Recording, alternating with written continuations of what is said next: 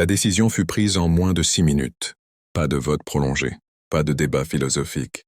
Juste un silence lourd, suivi d'une phrase gravée dans les archives galactiques. La planète Terre est placée en quarantaine absolue. Aucune route commerciale, aucun contact diplomatique, aucune mission scientifique, pas même un drone automatique. La Terre devait être laissée seule. Officiellement, c'était une mesure de sécurité. En réalité, c'était de la peur. La Terre appartenait à la catégorie la plus redoutée des cartes stellaires.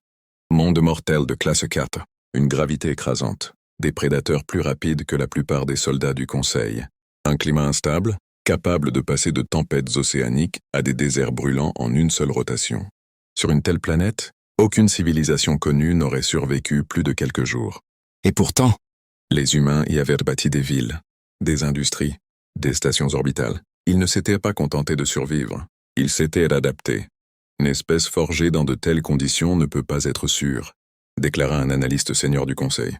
Trop résistant, trop imprévisible, trop silencieux. Ce silence inquiétait plus que des menaces ouvertes. Lorsqu'une sonde du Conseil s'approcha pour la première fois de l'orbite terrestre, les humains ne tirèrent pas, ils ne répondirent pas. Ils coupèrent simplement toutes les émissions planétaires pendant 30 heures. Pas un signal, pas un bruit, comme si la planète entière avait cessé d'exister. Une semaine plus tard, la quarantaine fut officielle. 3 siècles passèrent. Des empires naquirent et s'effondrèrent. Des guerres éclatèrent aux confins de la galaxie. Des espèces disparurent sans laisser de traces. Mais une règle ne changea jamais. Personne ne s'approchait de la Terre. Sur les cartes stellaires, elle devint une tache sombre, un vide interdit, un avertissement. Beaucoup finirent par croire que l'humanité s'était éteinte, ou qu'elle avait régressé, ou qu'elle n'avait jamais été aussi dangereuse qu'on l'avait prétendu. Jusqu'au jour où un signal de détresse apparut. Ancien, primitif, mais terriblement clair. Son origine se trouvait juste au-delà de la frontière de la zone de quarantaine terrestre. Et derrière ce signal, se déplaçait une flotte responsable de la destruction de 4 systèmes en moins de 2 cycles. Le Conseil comprit alors qu'il s'était piégé lui-même. Entrer signifiait violer leur propre interdiction. Ne pas entrer signifiait condamner une civilisation entière. Dans la salle, un conseiller murmura enfin ce que tous pensaient. « Nous sommes les plus proches de la Terre. » Un silence glacé envahit l'assemblée. Personne n'osa terminer la phrase. Le passage de la frontière ne produisit aucun éclair, aucune alarme cosmique, aucun choc visible. Et pourtant, chaque officier sur la passerelle du vaisseau amiral sentit la même chose. Quelque chose venait de changer. « Frontière de quarantaine franchie », annonça le navigateur, la voix plus basse que d'habitude. Les capteurs fonctionnaient. Les moteurs répondaient normalement. Mais l'espace semblait trop calme. Pas de débris, pas de traces de combat. Pas même les perturbations gravitationnelles habituelles qu'une flotte destructrice laissait toujours derrière elle. « C'est impossible », murmura l'analyste tactique. Ils ont rasé 4 systèmes. Il devrait y avoir quelque chose.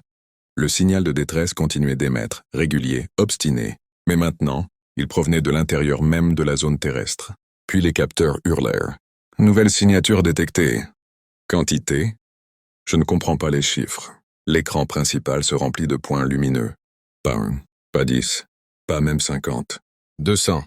200 signatures énergétiques apparurent simultanément, comme si elles avaient toujours été là et venaient simplement de s'allumer. Aucun saut hyperspatial détecté, ajouta l'ingénieur pâle. Et elles ne sont pas arrivées. Elles existaient déjà. Les vaisseaux ne manœuvraient pas. Ils ne formaient pas de ligne de combat. Ils ne diffusaient aucun code d'identification. Ils attendaient. La flotte destructrice entra dans leur rayon. Et l'univers sembla hésiter. Le premier vaisseau ennemi disparut. Pas d'explosion, pas de débris. Il fut simplement retiré de l'espace.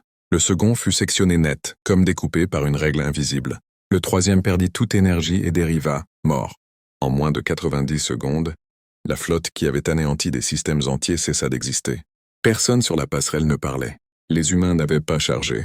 Ils n'avaient pas poursuivi. Ils n'avaient pas célébré. Ils avaient neutralisé, puis s'étaient immobilisés à nouveau. Alors, un canal s'ouvrit. Pas crypté. Pas agressif. Un visage humain apparut à l'écran, sans uniforme, sans décor militaire. « Conseil galactique », dit-il calmement. « Vous vous tenez à la frontière de l'espace terrestre. Veuillez expliquer votre présence. » Le président du Conseil sentit, pour la première fois depuis 3 siècles, une vérité impossible à ignorer. La Terre n'avait jamais été isolée. Elle avait observé, et si ces 200 vaisseaux n'étaient qu'une fraction de ce que l'humanité avait cachée pendant 300 ans. Alors qu'est-ce qui allait se passer maintenant qu'elle parlait enfin? Le silence qui suivit la transmission humaine était plus lourd que n'importe quelle menace militaire. 300 ans. 300 ans sans un mot. Et maintenant cette voix calme, presque fatiguée, parlait comme si tout cela était normal. Vous nous avez placés en quarantaine, reprit l'humain. Pour interdiction de contact, interdiction d'approche, interdiction d'observation. Il ne semblait ni en colère ni offensé. Il constatait. Ah, nous avons respecté cette décision. Un murmure parcourut la salle du conseil. Respecté? Ils avaient construit ça dans le silence? Pendant que vous étendiez vos frontières, continua l'humain. Nous avons étudié l'espace autour de nous, lentement, méthodiquement. Les écrans derrière lui s'animèrent. Des cartes, des flux de données, des trajectoires remontant à des siècles. Chaque guerre, chaque extinction, chaque flotte anormale. Nous avons tout enregistré. Un conseiller osa poser la question que tous évitaient. Pourquoi ne pas avoir agi plus tôt? L'humain inclina légèrement la tête. Alors, parce que tant que la menace ne franchissait pas notre frontière, il marqua une pause. Oh, elle ne nous concernait pas. Cette logique glaça la salle.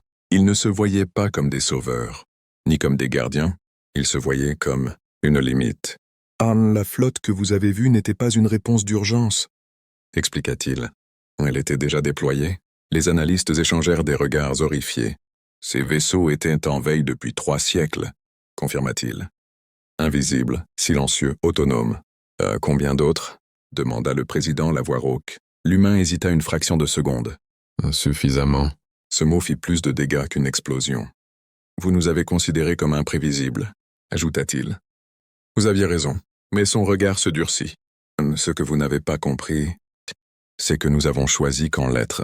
À ce moment précis, les capteurs du Conseil détectèrent de nouvelles anomalies.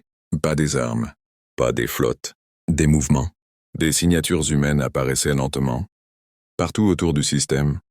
Il se déploie, chuchota un officier. Pas vers nous, vers l'extérieur. L'humain fixa la caméra. Vous pensiez que la Terre était un point isolé, dit-il calmement. En réalité, c'était un verrou.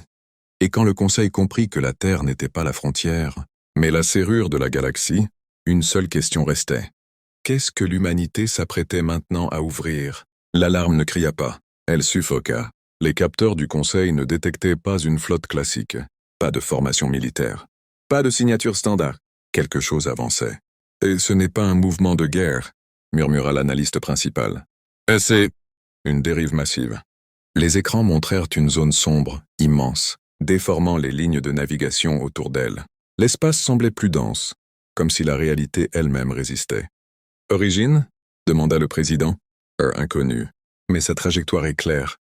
Elle se dirige vers la galaxie intérieure. Un frisson parcourut la salle. Les flottes détruites n'étaient pas une invasion, dit lentement un scientifique. C'étaient des éclaireurs. Tous se tournèrent vers l'écran de communication humaine. L'homme était toujours là, calme, immobile. Et vous le saviez, dit le président.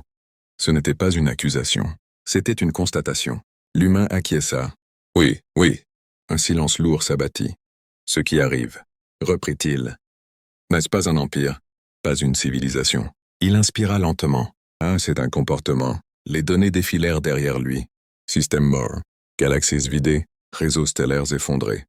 Ils ne conquièrent pas, expliqua-t-il. Ils consomment. Et ensuite? Demanda quelqu'un. Ensuite, ils avancent. Le Conseil comprit alors l'ampleur du problème. Aucune négociation possible. Aucune dissuasion. Pourquoi nous prévenir maintenant? Demanda le président. Le regard de l'humain se fit plus dur. Parce que vous êtes sur leur route. Les cartes changèrent. Une trajectoire longue, lente, implacable, traversant plusieurs secteurs du Conseil. Combien de temps? Quelques cycles? Peut-être moins. Le président serra les poings. Et votre plan? L'humain hésita.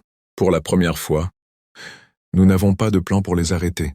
Un murmure de panique éclata. Alors à quoi sert toute cette puissance? Il releva la tête. Nous n'allons pas les combattre. Nous allons redessiner l'espace. Redessiner? Rendre cette galaxie inhabitable pour eux? Un conseiller se leva brusquement. Vous allez condamner des routes, des systèmes entiers. Oui. Mais vous survivrez. Il marqua une pause. Non. À cet instant, les capteurs captèrent une nouvelle donnée. La masse approchante avait changé de trajectoire, légèrement, vers la Terre, et quand le Conseil comprit que la menace venait, droit vers la planète qu'ils avaient isolée par peur. Ils réalisèrent trop tard qu'ils venaient peut-être d'attirer l'attention de la seule chose, capable de l'arrêter. La Terre ne bougea pas, aucun message, aucun déploiement visible. Et pourtant, quelque chose changeait. Les premières alertes vinrent des routes commerciales. Des capitaines signalèrent des anomalies mineures. Saut plus long que prévu. Sortie légèrement décalée. Corridors hyperspatiaux devenus capricieux. Au début, le Conseil parla de fluctuations naturelles. Puis un rapport arriva. Puis 10, puis 100. Les anciennes routes ne sont plus fiables, annonça un navigateur. Les calculs ne correspondent plus aux modèles historiques. L'homme de la Terre apparut de nouveau à l'écran. « Ah, nous avons commencé », dit-il simplement. « Ah, commencé quoi ?» demanda le président. « À modifier la géométrie de transit. » Les analystes se figèrent. « Vous pliez l'espace ?»« Non », corrigea l'humain. « Nous le densifions. » Des cartes s'affichèrent. Là où les anciennes routes formaient de larges autoroutes stellaires, de nouvelles lignes apparaissaient. Plus étroites, plus complexes, changeantes. « Les prédateurs que vous craignez, » expliqua-t-il, « dépendent de trajectoires simples, répétables. » Il marqua une pause. « Si nous supprimons la simplicité, » un scientifique murmura, « vous transformez la galaxie en labyrinthe. » Exactement. Mais ce n'était pas un chaos. C'était précis, calculé, stable. Les vaisseaux humains apparaissaient aux nœuds critiques. Jonctions hyperspatiales, carrefours anciens, points d'accélération naturelle. Ils ne bloquaient pas les routes, ils les réécrivaient. « Et nous ?» demanda le président. « Nos flottes, nos échanges ?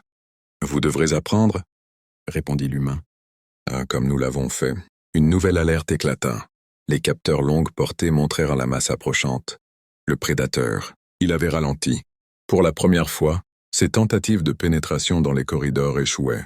Ses formations se dispersaient, ses trajectoires se chevauchaient, puis s'annulaient. « Ils sont désorientés !» ne souffla un tacticien. « Non !» corrigea l'humain. « Ils sont affamés. » Le Conseil comprit alors. Ce n'était pas une bataille. C'était un changement d'écosystème. Combien de temps tiendront-ils ? Jusqu'à ce qu'ils comprennent, répondit-il. Qu'ici, il n'y a plus rien à chasser. Un silence lourd s'abattit. Et si d'autres espèces arrivent ? L'humain inclina légèrement la tête. Puis alors elles apprendront. Les cartes finales s'illuminèrent. La galaxie ne ressemblait plus à un territoire ouvert. Elle ressemblait à une forteresse, dont la clé n'était détenue par personne, mais comprise seulement par ceux qui protégèrent les autres. Et pendant que le prédateur cherchait une entrée qui n'existait plus, le Conseil réalisa une vérité terrifiante. Les humains n'avaient pas créé une arme. Ils avaient redéfini ce que signifiait survivre dans l'univers. Le prédateur n'attaquait plus. Les capteurs du Conseil confirmaient l'impensable. La masse destructrice, celle qui avait balayé des systèmes entiers, ralentissait, hésitait, reculait. Ils tentent de recalculer leur route, annonça un analyste. Mais chaque trajectoire mène à une impasse. Sur les écrans, les formations ennemies perdirent leur cohésion. Des groupes se séparaient, d'autres entraient en collision. Certains disparaissaient, piégés dans des zones où l'espace refusait tout transit stable. Le président du Conseil sentit quelque chose qu'il n'avait jamais ressenti face à une menace extérieure. De la pitié. Will paniquen. L'humain apparut à l'écran. « C'est normal », dit-il calmement. Ils n'ont jamais connu un territoire qui refuse d'être conquis. Les données affluaient. Tentative de percée, échec. Repli coordonné, impossible. Communication interne, fragmentée. Leur doctrine repose sur la domination par la vitesse, expliqua l'humain. Retirer la vitesse, et il ne reste que la fin. Un officier du Conseil osa poser la question que tous retenaient. « Vous pourriez les achever maintenant. Pourquoi ne pas le faire ?» Le regard de l'homme se fit plus dur. Parce que la destruction n'enseigne rien. Il fit apparaître une simulation. Les trajectoires du prédateur formaient désormais une spirale confuse, tournant autour de la galaxie sans jamais trouver d'entrée stable. « Ils vont survivre ?» continua-t-il. « Non, mais ailleurs. Et s'ils reviennent ? Alors ils se souviendront. » Un nouveau rapport surgit.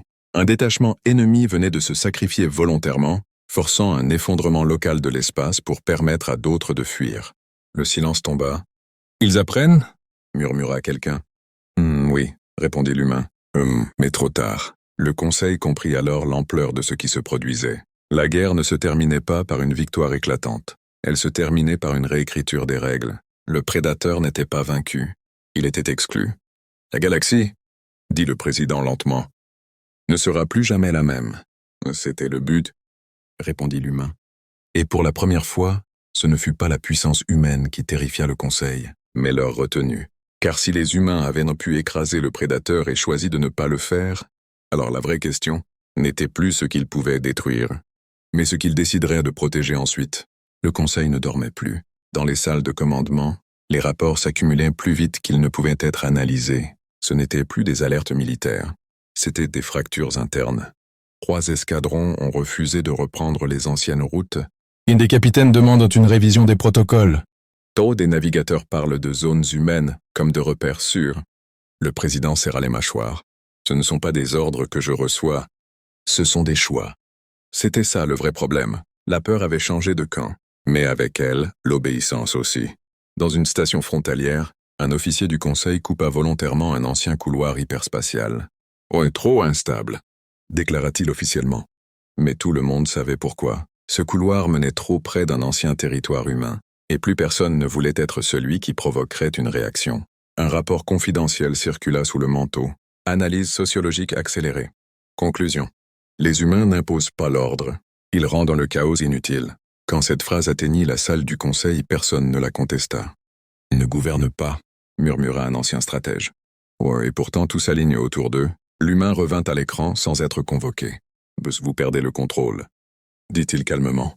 Le président se redressa. « Tenons, nous l'adaptons. » Un silence. « Tis for », répondit l'humain. Vous découvrez simplement que le contrôle n'était qu'une illusion. Il projeta une carte. Les routes commerciales, les flux civils, les corridors de secours, tous convergeaient, naturellement, vers des zones stabilisées par la nouvelle géométrie humaine.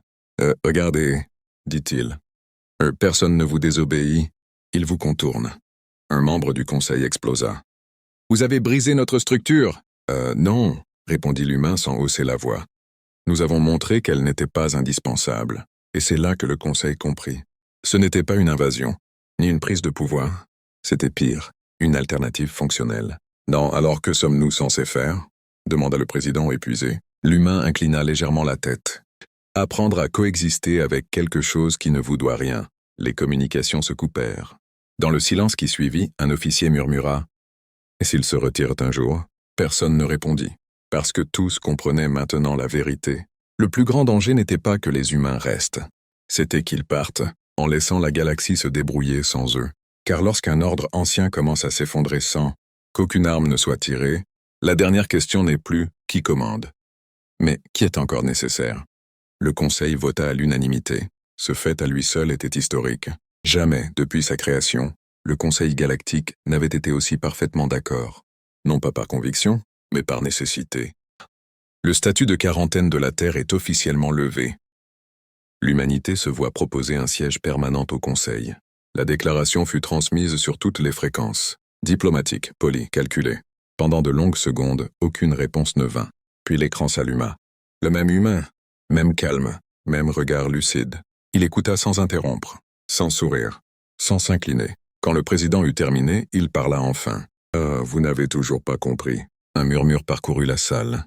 « Nous ne voulons pas de siège. » Un silence lourd s'abattit. Même pas de droit de vote, pas de veto, pas de pouvoir institutionnel.